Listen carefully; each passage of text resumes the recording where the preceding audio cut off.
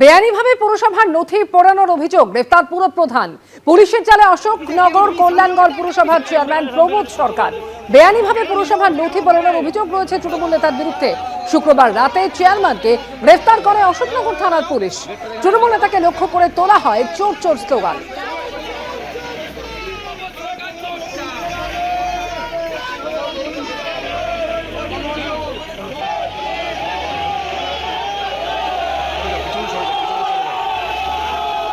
এর মধ্যে আপনাদের জানিয়ে দিই, জোকাতেও একটি ঠিকানাতে এই মুহূর্তে পৌঁছে গিয়েছেন ইডি আধিকারিকরা। আজ সকাল থেকে একযোগে ইডি আধিকারিকদের এই ম্যারাথন তল্লাশি অভিযান চলছে পুর নিয়োগ দুর্নীতি মামলার তদন্তে।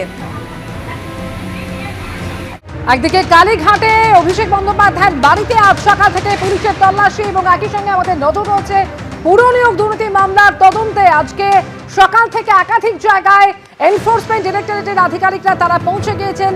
বিভিন্ন দলে ভাগ হয়ে মোট ৮ জায়গায় একযোগে তারা তল্লাশি চালাচ্ছেন, যার মধ্যে রয়েছে মদন মিত্রের দুটি ঠিকানা অর্থাৎ কামারহাটি এবং ভবানীপুরে আজকে ইডির তল্লাশি শুরু হয়েছে সকাল থেকে। এছাড়াও সন্তোষপুরের একটি ক্লাব এবং বেলেঘাটার ঠিকানাতেও পৌঁছেছে ইডি। মোট ৮ জায়গায় চলছে ইডির তল্লাশি। দুই প্রতিনিধি আমাদের সঙ্গে রয়েছেন। সমীরণ পাল দক্ষিণেশ্বর থেকে আমাদের সঙ্গে রয়েছেন, অর্থাৎ মদন মিত্রর ঠিকানা, আর অন্যদিকে ভবানীপুরের ঠিকানা থেকে আমাদের সঙ্গে রয়েছেন প্রতিনিধি সুকান্ত মুখোপাধ্যায়। সুকান্ত, অর্থাৎ বেশ কিছুক্ষণ হয়ে গেল ইডির আধিকারিকরা সেখানে রয়েছেন এবং যেটা কিছুক্ষণ আগেও তুমি আমাদের বলছিলে যে মদন মিত্র ভেতরেই সম্ভবত রয়েছেন, এখনো পর্যন্ত তল্লাশির বিষয় কি জানতে পারছো সুকান্ত? দেখো, সকাল 6টা থেকে এখন ঘড়িতে প্রায় 9টা বাজে, অর্থাৎ 3 ঘন্টারও বেশি সময় ধরে মদন মিত্রের বিভিন্ন ঠিকানাতে কিন্তু অভিযান চালানো হচ্ছে। তোমাকে একবার সরাসরি দীপ্তেন্দু চক্রবর্তী যে ছবিটা দেখাবে, তুমি দেখছো ভবানীপুরের ঠিক সামনে এখানে কিন্তু একের পর এক ইডির যে গাড়ি সেগুলো দাঁড়িয়ে রয়েছে। প্রায় 5 থেকে 6টি গাড়ি এখানে রয়েছে। সেন্ট্রাল ফোর্স ঘিরে এই মুহূর্তে কিন্তু মদন মিত্রের যে ঠিকানা সেখানে এই অভিযান চালাচ্ছে। এবং জানিয়ে রাখি যে শুধুমাত্র ভবানীপুর নয়, কামারহাটিতে, অন্যদিকে তোমার জোকাতে তার একটি পুরনো ফ্ল্যাট রয়েছে সেখানে, এছাড়া সন্তোষপুর এবং বেলেঘাটাতেও দুটো আলাদা ঠিকানা, সব মিলিয়ে 8টি জায়গাতে একযোগে এই তল্লাশি অভিযান চলছে।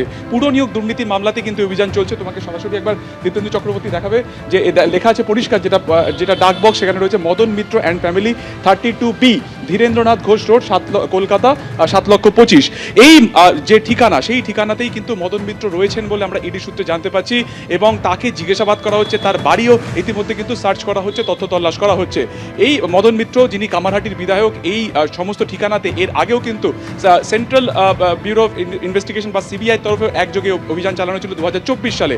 কি সূত্রে এই অভিযান, পুর নিয়োগ দুর্নীতিতে কিভাবে মদন মিত্রের নাম উঠে আসলো, যেটা জানা যাচ্ছে যে অয়নশীল, যাকে এসএসসি বা স্কুল শিক্ষা দুর্নীতিতে যাকে গ্রেফতার করা হয়েছিল, যখন তাকে অভিযান চালানো হচ্ছিল তার সল্টলেকের একটি অফিসে, সেই অফিসে অভিযান চালিয়ে কিন্তু প্রথমবার এই পুর নিয়োগ দুর্নীতি মামলার হদিশ তদন্তকারীরা পান বা ইডি পায়। সেখান থেকে প্রচুর ওএমআর শিট পাওয়া যায়, এছাড়া আরও একাধিক নথিপত্র পাওয়া যায়। সেখান থেকে জানা যায় সেই ওএমআর শিটগুলোকে মূল্যায়ন করে যে রাজ্যের 7টি পুরসভাতে মানে একেবারে ব্যাপক দুর্নীতি হয়েছে, কোটি কোটি টাকার দুর্নীতি হয়েছে। তার মধ্যে কিন্তু এই 7টি পুরসভার মধ্যে কিন্তু অন্যতম হচ্ছে তোমার কামারহাটি পুরসভা। এবং যেহেতু কামারহাটির দীর্ঘদিনের বিধায়ক মদন মিত্র, তাই এই দুর্নীতির সাথে তার কোনো যোগসূত্র রয়েছে কিনা বা এই দুর্নীতির বিষয় বিধায়ক হিসেবে তিনি কোনো সুপারিশ করেছিলেন কিনা অয়নশীলকে, এই গোটা বিষয়টি কিন্তু বিভিন্ন তথ্য তল্লাশ থেকে জানতে পেরেছিলেন তদন্তকারীরা এবং সেই কারণে এই মুহূর্তে তল্লাশি অভিযান চালানো হচ্ছে। মদন মিত্রকে আমরা ফোনে যোগাযোগ করার চেষ্টা করেছিলাম, তাকে মেসেজ করেছিলাম বা টেক্সট করেছিলাম, কিন্তু এখনো পর্যন্ত তার তরফে কিন্তু কোনো রকম রিপ্লাই আসেনি। তোমাকে আরও একবার দেখাবো, সামনে এই যে গাড়ি পরপর দাঁড়িয়ে রয়েছে, এটি কিন্তু ইডিরই গাড়ি। ঠিক ডান দিকে মদন মিত্রের ঘর রয়েছে বা বাড়ি রয়েছে, সেখানে সপরিবারে তিনি থাকেন এবং তিনি কিন্তু যেটা জানা যাচ্ছে যে তাকেও ইতিমধ্যে জিজ্ঞাসাবাদ করা হচ্ছে। 3তলা এই বাড়িতে মদন মিত্রকে এই মুহূর্তে দোতলাতে রয়েছেন এবং গোটা বাড়ি জুড়ে কিন্তু ইডির তরফে এই অভিযান চালানো হচ্ছে।